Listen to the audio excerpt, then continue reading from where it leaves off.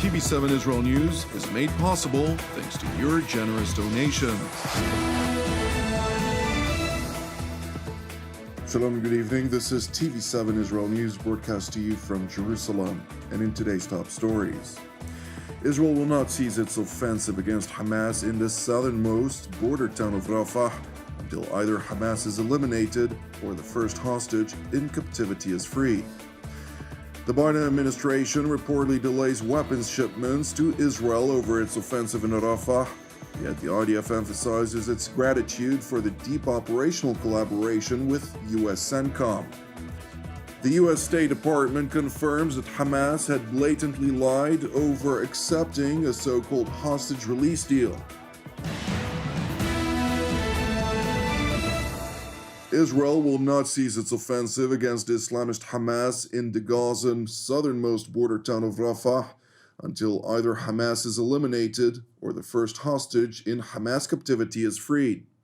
Following the blatant lie by Hamas leaders about accepting a hostage release deal that was placed on the table, Prime Minister Benjamin Netanyahu emphasized with the blessing of other members of the war cabinet in Jerusalem that the only way for Hamas to succumb to Israel's demands is through military pressure. I've directed, with the consent of the War Cabinet, act in Rafah. Within hours, our forces raised Israeli flags at the Rafah crossing and took down the Hamas flags. The entry into Rafah serves two of the main objectives of the war, returning our hostages and eliminating Hamas. We have already proven, in the previous hostage release deal, that military pressure on Hamas is an essential condition for the return of our hostages. As unanimously determined by the War Cabinet, the Hamas proposal was very far from Israel's core demands. Israel will not allow Hamas to restore its evil regime in the Strip. Israel will not allow it to rebuild its military capabilities in order to continue striving for our destruction. Israel cannot accept a proposal that endangers the security of our citizens and the future of our state. Therefore, I have instructed the ranking delegation that left for Cairo, continue to insist on the necessary conditions for the release of our hostages, continue to strongly insist on the demands that are essential for ensuring the security of Israel. Netanyahu went on to assert that the occupation of the Rafah border crossing was a significant milestone in the road to eradicate Hamas. We are continuing the war on Hamas. The occupation of Rafah crossing is a very important step on the way to destroying Hamas's remaining military capabilities, including the elimination of the 4 terrorist battalions in Rafah, and an important step to damaging Hamas's governing capabilities, because as of this morning, we have denied Hamas the crossing that was vital to establishing its terrorist regime in the Strip. Alongside Netanyahu's voiced resolve, Israel's Defense Minister Yoav Gallant stressed after touring the freshly conquered parts of Rafah sector that the IDF will not cease its operations unless Hamas succumbs to Israel's will. I toured the Rafah sector today. I met the commanders and soldiers operating there. I want to remind everyone something crucial of the murderers who went to the Israeli communities of Sufa, Tohalet, and also targeted Yeit, Yevel, Neve, and other local communities, came from the Rafah sector. We are targeting and kill those who murdered our children. We must remember that clearly. This operation will continue until we eliminate Hamas in the Rafah sector and the entire Gaza Strip, or until the first hostage returns. Jerusalem's top defense official went on to stress that while Israel is willing to compromise for the sake of the lives of its captive citizens, it will not relent unless Hamas agrees to the terms and conditions which were put forth by Israel. We are willing to make compromises in order to bring back hostages, but if that option is removed, we will go on and deepen the operation. This will happen all over the enclave in the south, in its center, and in its north. We know that Hamas only responds to force. It is worth noting that during a tour of IDF forces prior to entering into Rafah, IDF Chief of General Staff Lieutenant General Herzi Halevi underscored to his troops the importance of sacrifice, which is the most important ingredient in convincing the forces of evil surrounding Israel that the Jewish state is here to stay. The price we've paid, alongside the lessons learned, is a price that we must be willing to pay to live here moving forward, so that those living in the area surrounding us will understand the significant determination that we have to be here. The IDF operates in many sectors, north, south, and Judea and Samaria with ground forces. We are also operating farther away via many other methods. We are operating in many sectors, and we have many more missions moving forward. We must maintain endurance of spirit.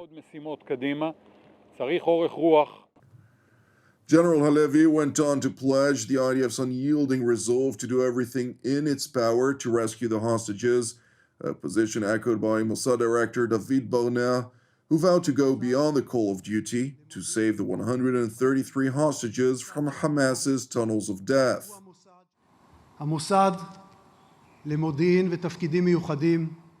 The Mossad of intelligence and special tasks is the Mossad of us all.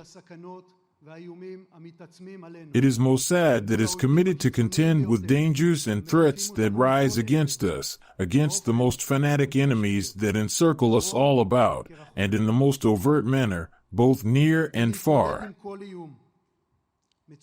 For the purpose of contending with every threat, we are commanded to be the best intelligence agency globally, an assertive organization, determined and forceful against all those who rise up to kill us. We are commanded to build strong and stable alliances with nations of the free world. We are commanded to be united, first and foremost, amongst ourselves. We are commanded to stand firm in our mission to protect Israelis and Jews throughout the world. We are commanded to return the hostages from the death tunnels in Gaza. The moral foundation of returning them home is deep-rooted and obliges everyone. The Mossad, and I at its helm, will turn every stone in order to return them home to us, to their loved ones, to their families, their houses, to the land of Israel. While fighting in the Gaza Strip persists, an Israeli team of negotiators was dispatched to Cairo yesterday amid ongoing negotiations to try and reach a hostage release deal in exchange for far-reaching Israeli concessions. In tandem, CIA Director William Burns arrived in Jerusalem, where he met with Prime Minister Benjamin Netanyahu earlier today to further align Washington and Jerusalem on common efforts to release the hostages.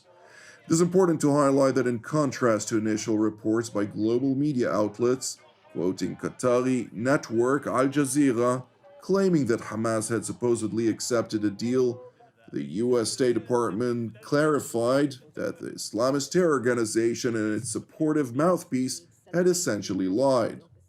So let me just make one thing clear, which is Hamas did not accept a ceasefire proposal. Hamas responded, and in their response made several suggestions. It's not the same as accepting. The statement that was issued yesterday that was widely reported, and I'll blame the reporting because it's what the statement said, is not an accurate reflection of what happened. They responded as people do in a negotiation process, but it was not an acceptance. Now, that said, we are trying very hard to get a ceasefire agreement over the line, as I said a moment ago. The State Department spokesman went on to downplay Israel's operation vis-à-vis Hamas in the town of Rafah. This appears to be a limited operation, but of course much of that depends on what comes next. They have said, I think quite clearly, it's no secret that they want to conduct a major military operation there. We have made clear that we oppose such an operation. And separately, but of course it's related, we are trying to achieve an agreement that would bring an immediate ceasefire and the release of hostages. It is important to note that the Biden administration's objections to Israel's determined ground offensive into Rafah is not only by words, but also by deeds. A senior U.S. official confirmed that the United States delayed a shipment of 2 kinds of munitions to Israel last week because of its opposition to a major ground operation in Rafah. The reason for delaying the shipment was concern about the destruction that heavy munitions might cause in a dense urban area. The senior official went on to reveal that no decision had yet been made on whether the shipment would be delivered at a later date. Meanwhile, in Israel, IDF spokesman Rear Admiral Daniel Hagari, during a Q&A session of the Yediot Ahronot daily conference, played down the apparent decision by the Biden administration to withhold support from Israel. The security assistance of the United States since the beginning of the war is of unprecedented scale, I think, in the history of the State of Israel. Alongside this, there is something more important than security assistance, which is the operational assistance. The partnership of the IDF with the American Central Command CENTCOM is of unprecedented operational scale. The aid is unprecedented, the operational partnership is significant. When there are disputes, and there are, they are being resolved behind closed doors in a matter-of-fact way. We are responsible for the security interests of the State of Israel, and we are attentive to the interest of the United States in the region. Returning to Washington, where U.S. President Joe Biden addressed an annual national commemoration of the Holocaust Remembrance Day at the Holocaust Memorial Museum in Washington, D.C., during the course of which he reiterated his pledge to combat anti-Semitism in the United States and in the world at large, while proclaiming further his support for Israel is ironclad. This hatred continues to lie deep in the hearts of too many people in the world, and requires our continued vigilance and outspokenness. That hatred was brought to life on October 7th in 2023. On the sacred Jewish holiday, the terrorist group Hamas unleashed the deadliest day of the Jewish people since the Holocaust. Driven by ancient desire to wipe out the Jewish people off the face of the earth, over 1,200 innocent people, babies, parents, grandparents, slaughtered in their kibbutz, massacred at a music festival, brutally raped, mutilated, and sexually assaulted. Thousands more carrying wounds, bullets and shrapnel from the memory of that terrible day they endured. Hundreds taken hostage, including survivors of the Shoah. Now, here we are, not 75 years later, but just 7.5 months later, and people are already forgetting. They're already forgetting that Hamas unleashed this terror.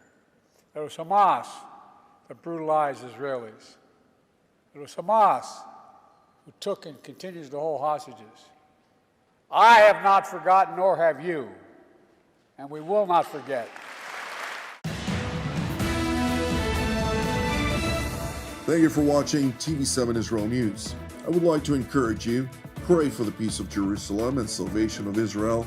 Moreover, if you're blessed by our productions, which are exclusively donation-based, and as such, broadcast free of charge, please consider making a donation.